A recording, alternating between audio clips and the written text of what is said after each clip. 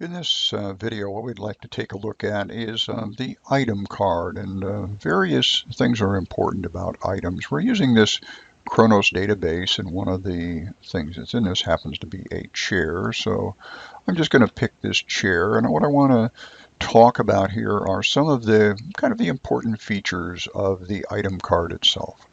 So as we look at the item, of course, it has an item number and a description. It has a base unit of measure. This happens to be in pieces. The base unit of measure should always be the smallest increment in which you plan on using this particular item. So, for example, if you buy it by the yard, but you use it by the inch, the base unit of measure should be inch. Then the purchasing unit of measure should be yards and things like that. So very important that this base unit of measure is selected correctly. It should be the smallest unit of measure in which you do business with this particular item. A couple of more things that are quite important about this, obviously, is the costing method. What the unit cost actually is, whether this is FIFO, LIFO, average, standard, any of the typical things by which accounting is measured today. These items can be set up that way. There also are posting groups, and posting groups basically drive transactions with an item to particular GL account numbers. So this is used for posting things into various accounts, typically more concern of the accountants than it is of the people on the shop floor, and so on and so forth. Under the sales area, there is a unit price for an item, and if there's no customer specific pricing or no specific pricing at all, when this unit is sold, this is the price that will default in for this. There's also a sales unit of measure. Maybe I sell these by the yard typically, although I use them by the inch. If I'm going to sell them, I sell them by the yard. I could indicate a sales unit of measure of a yard here. And I also have, under the replenishment system, I have a purchase unit of measure. So I could set each one of these up differently. What I want to take a look at here is also there's a couple of other areas that are really quite important. In the planning area down here, there is a reorder policy. So fixed reorder quantity, min-max, order, lot for lot, whatever this may be. Up under the replenishment area, how is this replenished? Is it replenished by purchase order, production order? Is it an assembly order? So I can make various choices about how these are, and we're not covering any of these ordering controls in here, but these are kind of important to realize that they're on the item. I've exited that item card. I want to go to a different card here because I have some other features that are set up here. So for this conference package, this actually it's an assembly order, and it's an assemble to stock item. And under assembly BOM, it says yes. And if I click on this and drill in this, I can actually see the items from which this is assembled. So there are two items that are making this up, along with a resource for installation of 1 hour of work. So I can actually add labor to this item as I produce it as well. So I can navigate to that by simply going to this area for replenishment and drilling into the fact that it has a BOM. We talked about the fact that the unit price is what will come up if there's no customer specific pricing. This is $341.80. But if I wanted to set up special pricing for a specific customer, I could go to sales prices here. And here there is a customer 4,000 that is set up here. This is the Alpine Ski House. And if they were to purchase this, this would default in at $275, and I can put a starting and ending date on these records. I could also have a quantity here, so I could have if they buy one of these, they get it at this price. If they bought 100, they would get it at $250. If they bought 1,000, they would get it at $200. So I can actually have a minimum purchase that escalates up and the price decreasing typically, and I can have starting and ending dates on these records. So this is something that gives you a lot of flexibility with your system. I'm going to move back out of here for a moment. In this same pricing and discount area, I also can set up purchase prices just like I did with the sales prices. So I could select a vendor here, And depending upon who my vendor is that I'm purchasing this from, I could set up a unit of measure code here. This only has pieces, minimum quantity of 1, and I could put in my direct unit cost for this, starting date, ending date, and I could again have escalating quantities. So if I buy 1, it's at this price. If I buy 100, or which is my next price break, it drops down, and so on and so forth, starting and ending dates on these. And so I can build price records for these as well.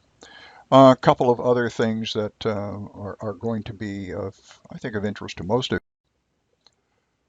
Under the Related tab, I have some functions that would be very useful to you. So, for example, with the bill of materials, again, if I have an assembly bill, I can actually go out and see what that assembly BOM looks like, just like I did from the other location. The other thing that I can do from here is I can find a where used. So for example, if this item was a component that's on things, I can pick where used, and this would actually go out and show me all of the BOMs that this item is actually used on. A very useful function for anybody that's in this manufacturing environment. I also can look for availability. So I can say availability by location, variant code, BOM level, whatever it may be. And I can see all of my location codes that are set up here. And this one is blank. There is no location for these, but I have a quantity of a -7. All the transactions that have been done with this are being done in just no location code at all, just in the system, and it's not required. You don't have to have things in a location code. So these actually could just be put out so they are independent of the location. But what's important here is it shows me gross requirements for this, scheduled receipts, planned receipts, quantity on hand, and so on and so forth. And if I have multiple locations, I can see where the product is actually available or not available.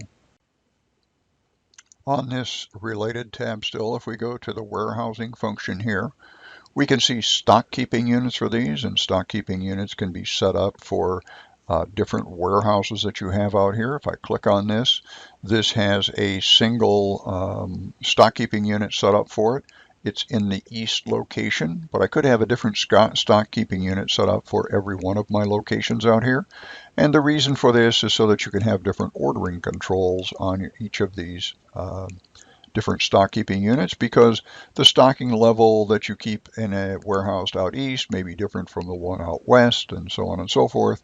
And so this gives you the ability then to control stock keeping levels at various warehousing locations that you may have. On the Related tab as well, under the warehouse, another important function here is that you could see bin contents. So if I were storing these in multiple bins, I could click on this. This item is not in a warehouse, so it's obviously not on a bin either. But if you are using a warehouse where bins are mandatory, from the item card here itself, you can actually click on this and then see what bin these parts are actually located in. Another important tab, and all of these tabs have important information if it's the information you need, but one of the ones that I want to point out here is this History tab. So if I go to this and look at entries, I can see item ledger entries, I can see physical inventory ledger entries, I can see value entries, reservation entries, item tracking entries, all of the various things by which the item is tracked throughout the system. I'm going to click on the item ledger entries here. And what this actually does for us is it shows us the date on which a transaction took place. These are sales for this.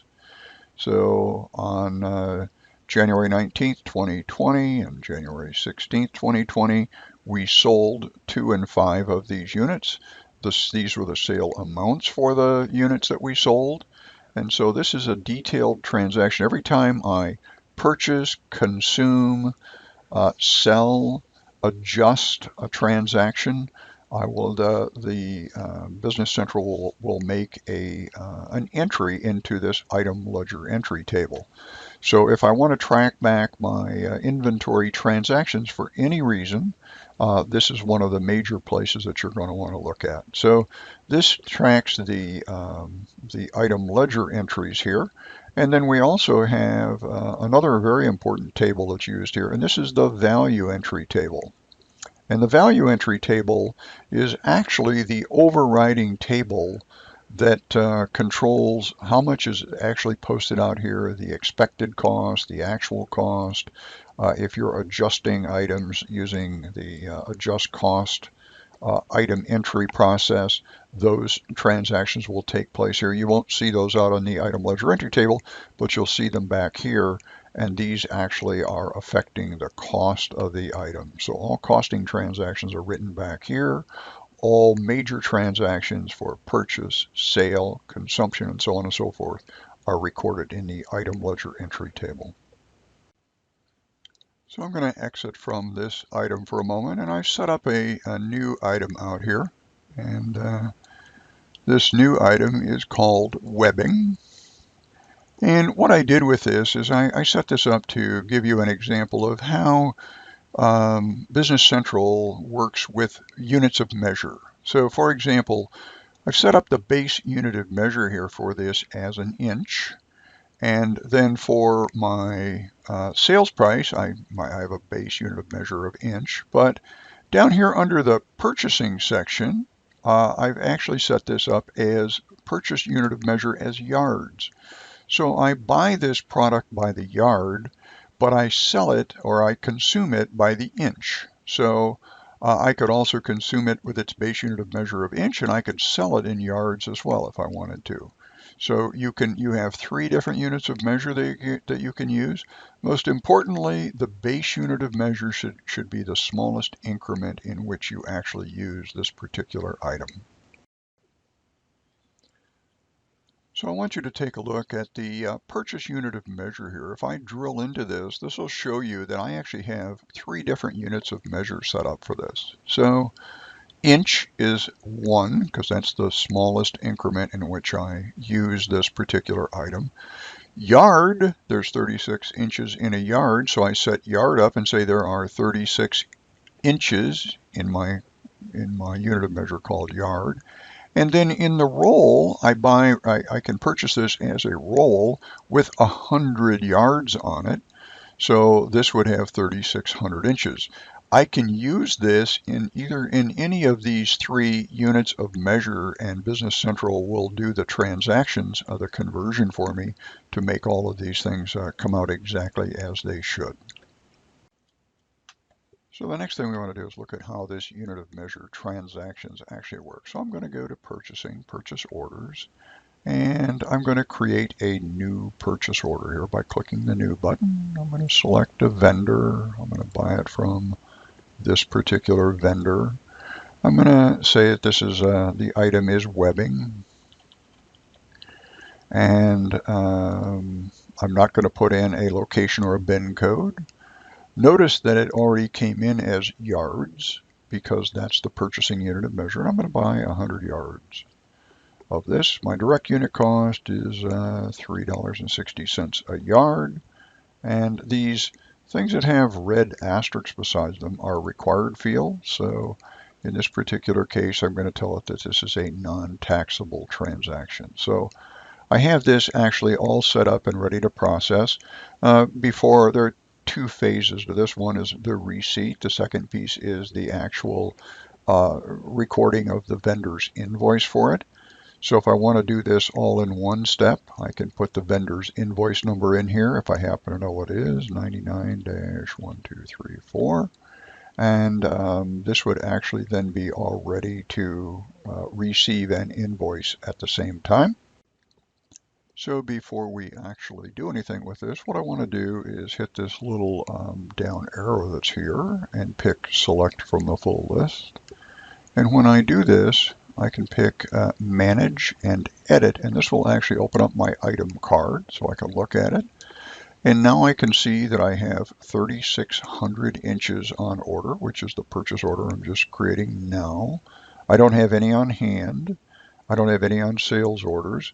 And down here, I don't have any unit cost at the moment. So no transactions have actually been done on this.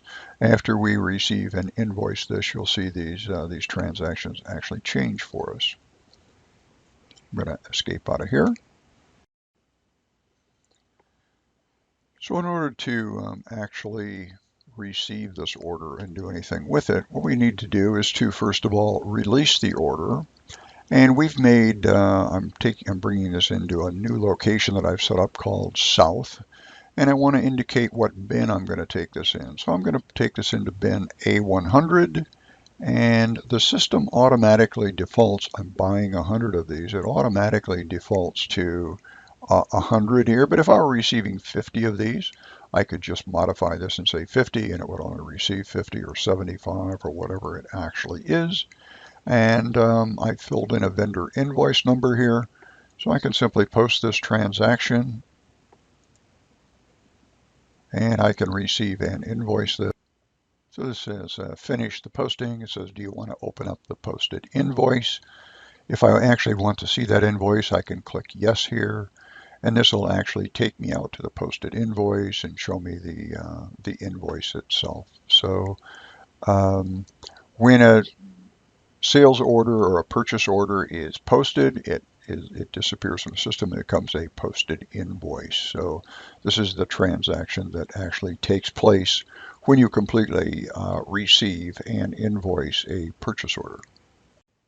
So if we close the purchase order, purchase invoice up here, and we navigate back to our item card, what we want to do is take a look at this webbing, and what we should see now is that we actually have 3,600 of these in stock, 3,600 inches because we bought 100 yards, and the unit cost here is 10 cents per inch. So it is divided the $360 by 3,600 and given us 10 cents per inch. So it's done all of the mathematics and all the conversions for us, just as we would anticipate.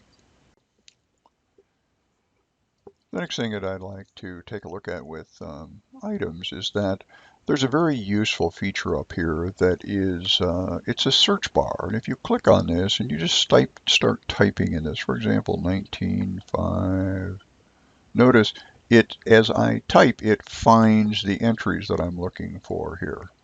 If I get rid of this and I want to look for something like conference table, I can just type in conference here. And notice it's honing in on anything that has the word conference in it. So it'll find by item number if it has it in it. It'll find it with the description. An extremely useful feature for being able to look things up in this particular window that you have. Another thing that I want to show you is that if you go over to these three little dots that are over here and you click on this, you can see related information about all the items. So availability, items by location, items by period, variant, all of these things that are available here.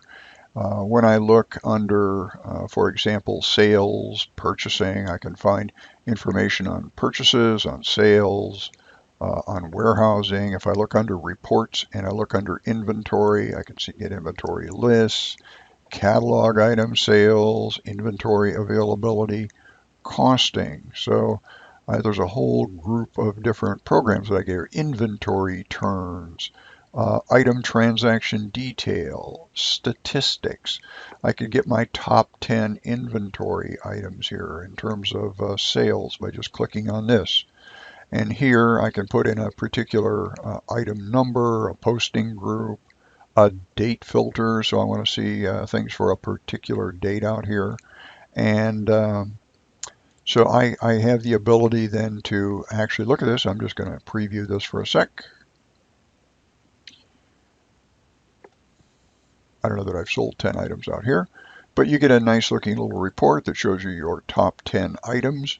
In terms of sales, the Athens desk chair is the most. It's been 27% of my sales since I started, and it'll list your top 10 items for you. They're very handy in terms of being able to get information about your top performers. Well, one of the reports that is very handy to run out here under this inventory section is finance reports, and that is inventory valuation. So I can run this an as of date. I can just put in today, for example, and tab off of this. Breakdown by location, by variant code, by item number. I can put all kinds of filters on these, but if I just hit preview, this actually goes out and gives me my inventory valuation report. So I have my base unit of measure, my costing method, my remaining quantity on hand, unit cost, inventory value, and it gives me my total value of my inventory. Obviously, this is a report that's used by almost every department, and you'll find this to be extremely useful, and you'll be running this one a lot. Thank you for watching. If you like this video, remember to click below and subscribe for more.